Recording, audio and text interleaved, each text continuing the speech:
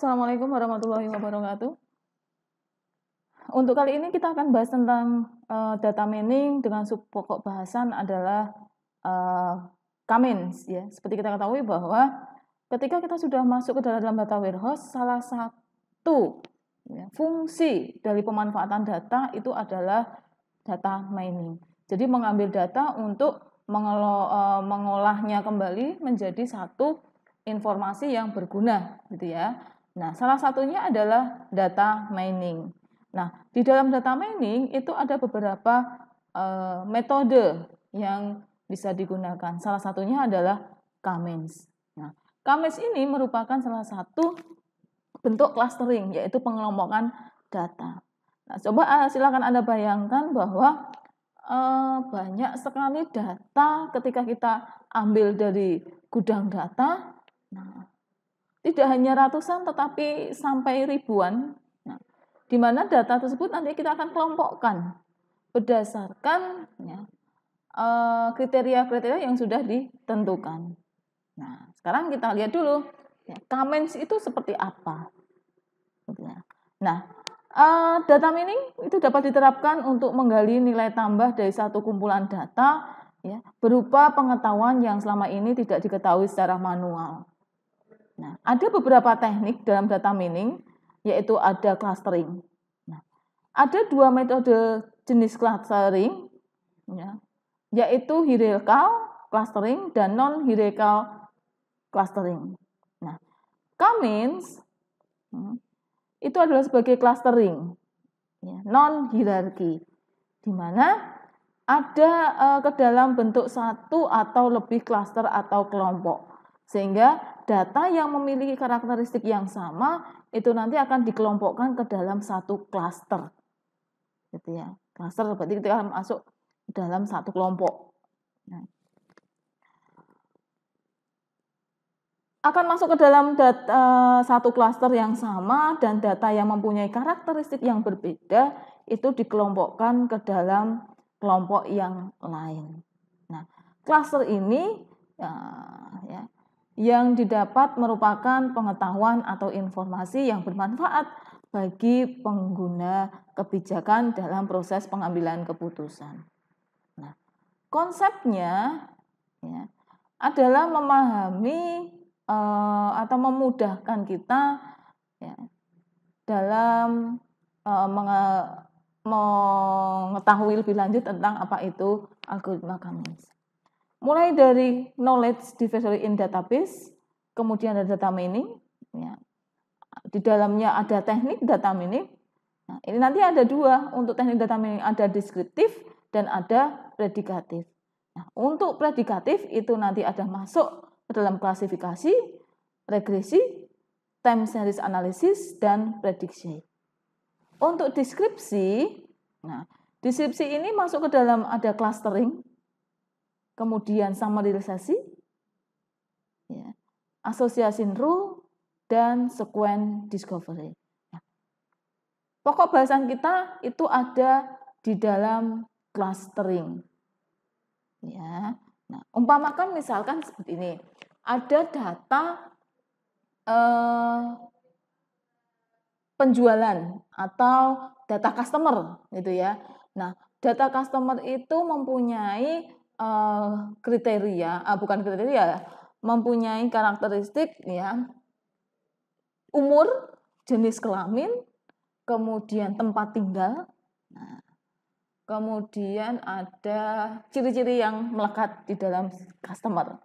Nah, nanti kita akan kelompokkan ya, mana customer yang mempunyai demografi di laut misalkan, ya, bertempat tinggal di sekitar laut. Atau klaster yang kedua, seberapa besar customer yang tinggal di daerah pegunungan. Seberapa besar banyaknya customer yang tinggal di daerah lembah misalkan. Nah, di situ nanti akan terjadi pengelompokan data yang nantinya akan mudah kita dalam mengambil satu kebijakan. Yang pertama adalah konsep knowledge discovery in database. Ini adalah proses menemukan pengetahuan yang berguna ya, dari sebuah data yang mempunyai volume besar. Sering disebut sebagai data mining. Nah, di sini itu merupakan proses yang terorganisir gitu ya, untuk melakukan identifikasi pola yang sedang berlaku. Ya. Nah, di dalam knowledge discovery in database, nah, ya, prosesnya adalah seperti ini. Ya. Data yang ada dikumpulkan dari berbagai sumber, ya, sudah diintegrasikan ke dalam penyimpanan data tunggal, ya, yang disebut sebagai data target. Dari data besar, dari banyak, kemudian dijadikan sebagai data tunggal. Ya. Data yang relevan diputuskan untuk dianalisis dan diperoleh pengumpulan data. Ya. Kemudian data itu diproses, ya, namakan praproses, ya, preproses atau praproses, ya, dan merubah menjadi data dengan format yang standar. Nah, di pertemuan atau video saya sebelumnya adalah ya, jadi dari tipe-tipe yang tidak sama, ya, itu dijadikan sama sehingga ya, memenuhi data dengan format yang sudah sesuai. Nah, nanti dalam data mining langkah akan dilakukan algoritma atau teknik integrasi yang ditetapkan untuk mengekstrak pola atau aturan yang bermakna. Nah, akhirnya nanti ya, pola dan aturan yang ditafsirkan tersebut menjadi satu pengetahuan atau informasi yang berguna. Ya. Nah, data mining itu sendiri ya, diartikan sebagai proses mengekstrak atau menggali knowledge ya, dengan mencocokkan pola. Ini adalah tahapan dalam data mining. Mulai dari pembersihan data, ya, data untuk menghilangkan noise, kemudian masuk ke dalam integrasi data. Nah, integrasi data ini merupakan penggabungan data dari berbagai database ke dalam satu database baru. Jadi data yang banyak dari sumbernya dijadikan satu. Kemudian diseleksi data, ya, dilakukan transformasi data sampai dilakukan proses mining, yaitu proses utama saat metode diterapkan untuk menemukan pengetahuan berharga dan tersembunyi dari data. Ya. Setelah dilakukan mining, dilakukan evaluasi, ya, dilakukan evaluasi di sini, ya, dan akhirnya dilakukan presentasi pengetahuan. Ya. Teknik di dalam data mining, ya tadi sudah dijelaskan di atas, ya ada dua, prediktif dan deskriptif. Nah, kita masuk untuk kali ini kita bahas yang deskriptif, ya, sub clustering. Nah, ada beberapa teknik yang bisa digunakan dalam data mining. Nah, yang pertama adalah klasifikasi. Nah, klasifikasi ini adalah teknik yang paling umum diterapkan pada data mining menggunakan decision tree. Nah, prosesnya melibatkan learning dan klasifikasi. Gitu ya. Nah, salah satu contohnya adalah metode klasifikasi yang paling populer karena mudah untuk diimplementasi. Ya. Nah, salah satunya adalah menggunakan struktur hierarki decision tree. Nanti kita akan masuk ke contohnya. Kemudian masuk clustering. Ya. Clustering ini ya, pengembangan data, ya, pendekatan klasifikasi secara efektif guna membedakan kelompok atau kelas objek. Nah, yang ketiga ada prediksi, jadi memprediksi berdasarkan data yang masuk. Nah, teknik regresi itu yang bisa digunakan dalam model prediksi. Analisis regresi, ya itu juga sudah digunakan untuk model antara satu atau lebih istilahnya adalah independent value dan independent variable. Jadi memprediksi ya apa yang terjadi ketika ada kumpulan data ya, yang masuk dalam proses mining. Contohnya apa? Nah, misalkan kita sudah mengunduh data 1000 ya. Itu berasal dari transaksi selama 1 tahun terakhir. Nah, itu diolah, kemudian dikelompokkan ya, menggunakan knowledge dan mining. Kemudian dari situ akan didapatkan prediksi bahwa berdasarkan penjualan 1 tahun ke depan lebih banyak produk laku itu adalah misalkan sabun dan sampo misalkan ya. Jadi produk itu yang nantinya akan menjadi satu ciri khas ya. Jadi kalau mau beli sabun atau sampo yang murah berarti ada di toko ini. Nah, itu nanti bisa diprediksi menjadi data prediksi untuk tahun ke depan. Ya. Sama halnya misalkan mata kuliah ya. Berdasarkan data semester tahun lalu, itu mata kuliah yang sering diambil oleh mahasiswa adalah mata kuliah A dan B. Ya. Kecenderungannya ketika mahasiswa mengambil mata kuliah A dan B, dia pasti akan mengambil mata kuliah C. Nah, ini namanya prediksi. Ada juga yang mahasiswa yang tidak mengambil mata kuliah C. Tetapi berdasarkan data, cenderung lebih banyak mahasiswa mengambil mata kuliah A dan B, kecenderungannya dia akan mengambil C. Nah, itu namanya adalah prediksi. Metode selanjutnya adalah association rule. Nah, digunakan untuk mengenali kelakuan dari kejadian-kejadian khusus atau proses di mana link asosiasi muncul pada setiap kejadian. Contohnya, aturan asosiasi dari analisa pembelian di satu pasar swalayan bisa diketahui berupa besar kemungkinan seseorang pelanggan membeli roti bersamaan dengan susu. Nah, orang membeli roti pasti dia akan membeli susu. Nah, dengan pengetahuan tersebut, pemilik pasar swalayan dapat mengatur penempatan barangnya. Oh, berarti roti akan disandingkan dengan susu. Gitu ya. Nah, itu namanya adalah asosiasi neural. Metode yang selanjutnya adalah neural network. Jadi jaringan saraf adalah seperangkat unit penghubung input dan output di mana setiap koneksinya menjadi bobot. Nah, jaringan saraf tiruan ini sangat baik untuk mengidentifikasi pola atau tren pada data dan sangat cocok untuk melakukan prediksi.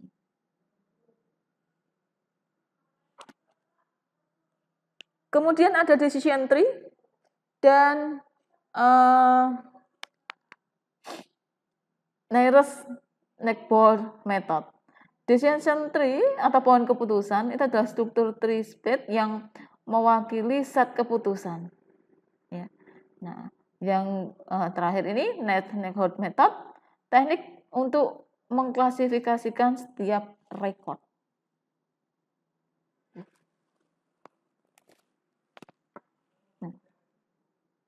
Selanjutnya adalah clustering. Tadi sudah saya banyak singgung untuk masalah clustering, yaitu pengumpulan data ya, yang didasarkan pada kesamaan antar objek.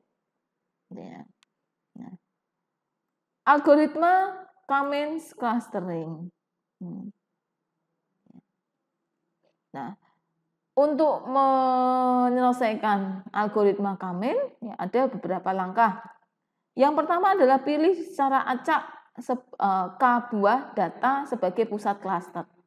Nah, jadi memuat ya satu klaster ya secara acak, memilih secara acak yang akan dijadikan center atau centroid.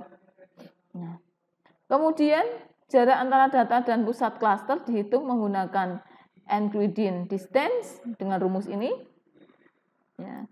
Jadi menghitung jarak data I ke pusat klaster J. Data ke I ya, pada atribut data ke K. Ya. Kemudian setelahnya data ditempatkan dalam klaster terdekat dihitung dari tengah klaster.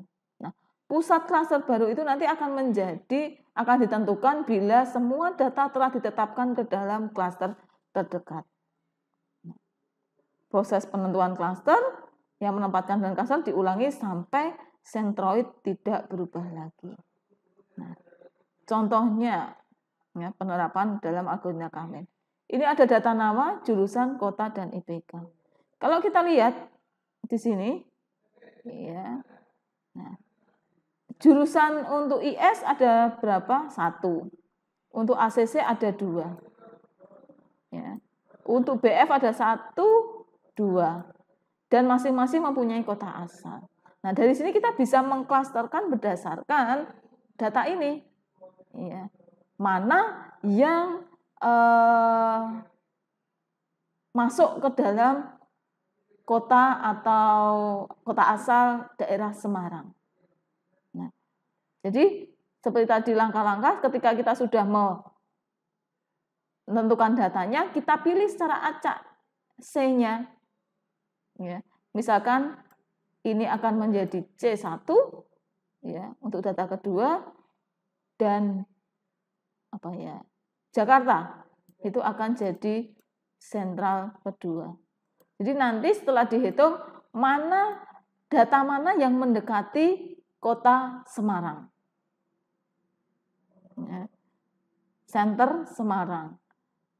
Data mana saja yang mendekati center Jakarta. Nah, itu nanti akan dikelompokkan kurang lebih menjadi seperti ini. Ya. Nah, ini nih. Misalnya tadi kalau misalkan, semua data yang berada di wilayah Semarang, setelah kita menentukan pusat sentroidnya, maka data yang berhubungan dengan Semarang akan mendekat. Yang berhubungan dengan data Jakarta, dia akan mendekat sendiri. Nah, tidak berhenti sampai di sini, ya, karena ini jaraknya masih jauh, kita hitung lagi berdasarkan rumus tadi. Ya. Setelah dihitung ternyata ada perubahan titik masing-masing data. Ya. Ya, yang tadinya jaraknya jauh, sekarang semakin mendekat. Nah, berarti namanya adalah literasi. Ini literasi pertama, ya. Kemudian literasi kedua. Dihitung masih dalam kemungkinan bisa dilakukan lagi, ya, maka dilakukan literasi ketiga sampai ya, literasi itu tidak atau senternya itu tidak berubah, ya, maka selesai. Nah, ini contohnya juga seperti ini nanti hasilnya. Nah, ini nanti di praktikum. Ya, setelah UTS kita akan bahas ya, menggunakan sentroid seperti ini. Ya. Nah, ini juga sama, ya, pengolahan data. Nah, contohnya di sini adalah ada beberapa data, kemudian dilakukan acak, ya. Klaster 1 ya, ada di Teguh, ya. Klaster 2 Hervina, klaster 3 adalah Pascal. Nah, ini diambil dari data ini secara acak, bebas. Ya. Jadi ini nanti 3 ini yang akan menjadi titik senternya. Nah, setelah itu tempatkan data pada klaster. Nah, sudah dihitung, nah, hasilnya adalah seperti ini. Nanti akan saya sertakan file Excel, nah, silakan nanti dipelajari, ya. Nah, jaraknya sekian, jarak antara klaster terdekat, nah, itu adalah ini.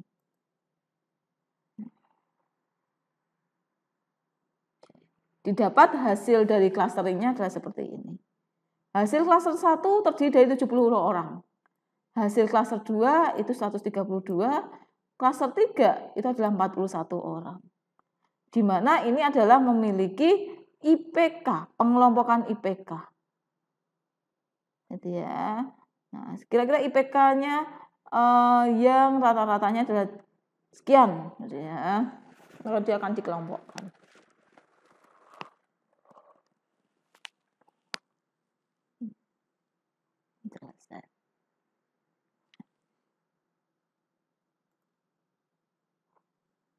Ini yang nanti bisa kita jadikan latihan, ya. Silahkan nanti dipahami video saya, video clustering yang saya sertakan di e-learning, silahkan dipahami. Ya.